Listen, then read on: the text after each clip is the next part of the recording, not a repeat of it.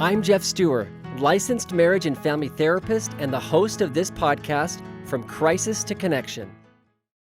Honesty doesn't mean you have to be totally brutal and brash and direct.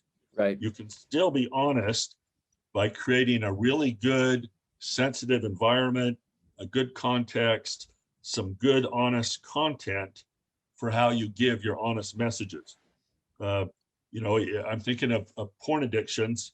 This might be you plan out well in advance how you're going to tell your spouse that you've slipped up again.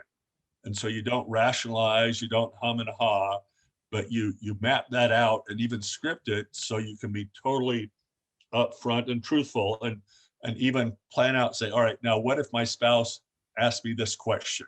How will I respond and be transparent and upfront and not lie about it? Yeah, when we're doing formal therapeutic disclosures with people, I tell guys, we work through and write out exactly their whole story. And I just say, don't veer from the script, because you'll start improvising. You'll see your wife's, pained reaction on her face, and you'll want to change the message. So this is so critical to practice honesty, prepare honest responses, and stick to them. Yeah, I love that. Yeah. And I mean, boy, if you're like me, I don't like emotional messiness. Yeah. Confrontation is just messy. And we revert back to our lying skills that we have practiced our whole life when we get into messiness. Yeah, so true.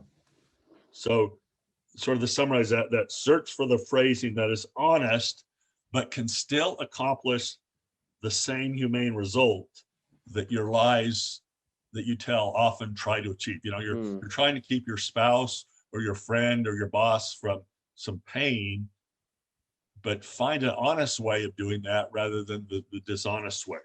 Yeah, I love that. And sometimes the best response is just going to be silence. Be quiet, don't mislead. Maybe just reply, I can't say. Or, if you ask the boss, if you're the boss and say, hey, are we going to have layoffs? Those are some things you just can't reveal before the right time. And so you just say, I can't say. And it takes some thinking about it, or else what you don't say or say might tip off your hand. So it's really good to practice in advance for those tough situations. Thanks for stopping by and watching this little clip of my podcast interview. If you want to catch the full episode with this guest, you can click on the link below. It'll take you to my podcast and you can listen to the whole thing.